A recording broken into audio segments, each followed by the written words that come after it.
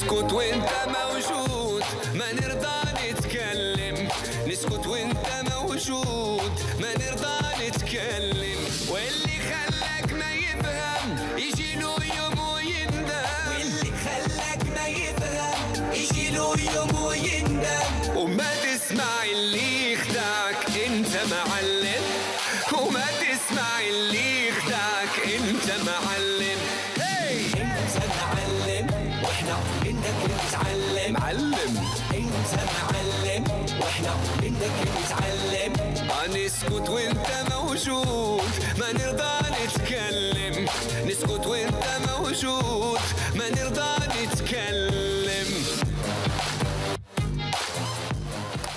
Bonsoir Sylvia. Bonsoir Estelle. Alors c'est une nouvelle consécration pour le Marocain Saad Lam Jared. Il explose les compteurs. Oui, sa stratégie de d'abord diffuser un titre sur Internet avant de le diffuser en audio, disons, s'avère payante puisque 114 millions de vues en 3 mois pour ce titre. Malem, c'est sans contestation le tube arabophone de cet été. Alors déjà fin 2013, Saad Lam Jared avait affolé les statistiques en atteignant rapidement 80 millions de vues. C'était pour Malhabibi Malou. Un succès qui s'explique, le Marocain est connu au Proche-Orient, il a participé à 2 télécrochets au Liban et puis ensuite il est parti en tournée. Alors pour ce clip tourné à Marrakech, c'est en quelque sorte un retour aux sources. La musique pop électro-arabe côtoie cet imaginaire du Maroc des années 50-60. Alors on va quitter cet univers assez joyeux et ludique avec cette pièce reprise par Francis Huster, une pièce phare de son répertoire. Oui, le comédien français s'apprête à jouer la 1000e de La Peste, d'après le sublime roman d'Albert Camus.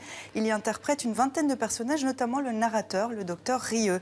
30 représentations exceptionnelles, donc ça se joue en ce moment et pendant tout le mois d'août au Théâtre des Mathurins à Paris, un lieu où plane encore la présence de Camus, puisque c'est là qu'il avait fait jouer Malentendu en 1944.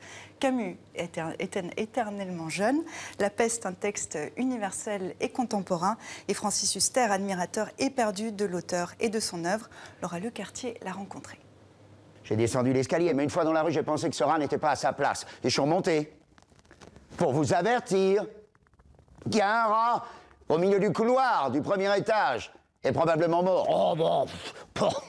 Oh, allô, docteur. Oh, point de rat dans la maison, hein. Et celui-là. Quand l'œuvre est sortie en 1947, elle parlait de la guerre mondiale. Quand je l'ai créée dans cette version au Théâtre de la Porte Saint-Martin, dans les années 80, c'était le sida, la peste. Le texte, ils ne le voyaient pas du tout comme la guerre, ils le voyaient comme leur propre guerre à cet instant-là de leur vie. 20 ans après, c'était l'Union soviétique qui éclatait. Là, aujourd'hui, c'est Daesh. Voilà, je pensais que vous pourriez me faire un papier. Oui, enfin, un certificat. C'est ça, un certificat où il serait inscrit que j'ai pas cette sacrée maladie. Je crois que ça pourrait m'être utile. Non. Peut-être le jour viendra où, pour le malheur et l'enseignement des hommes, la peste réveillera ces rats et les enverra mourir dans une cité heureuse. Et j'ai l'impression que c'est comme si Camus était là, vivant, avec nous, et nous disent on est en 2015.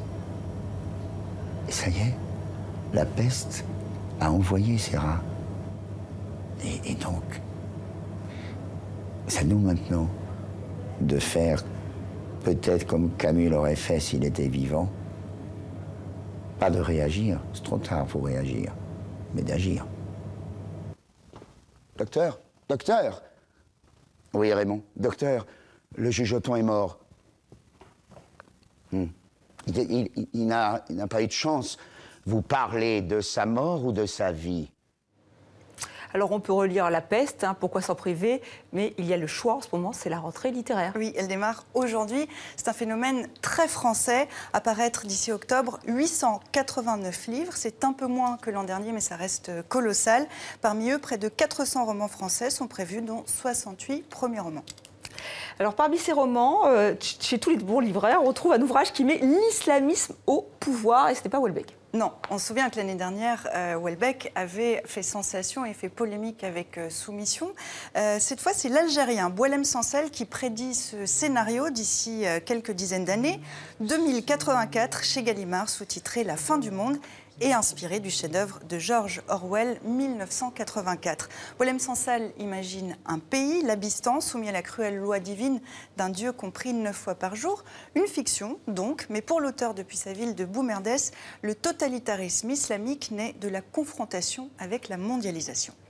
Imaginez 15, 20 ans, 30 ans, après la fin du pétrole, on sera dans une situation absolument descriptive. Je pense que aujourd'hui, on est toujours dans la prédiction d'Orwell. Les trois totalitarismes se fondent dans un seul système totalitaire que, pour le moment, il n'a pas de nom, mais on pourrait l'appeler la mondialisation. Alors une note d'espoir quand même, Estelle, puisque Boualem Sansal, honni tant par les islamistes que par le régime algérien, estime que tous les systèmes totalitaires s'effondrent.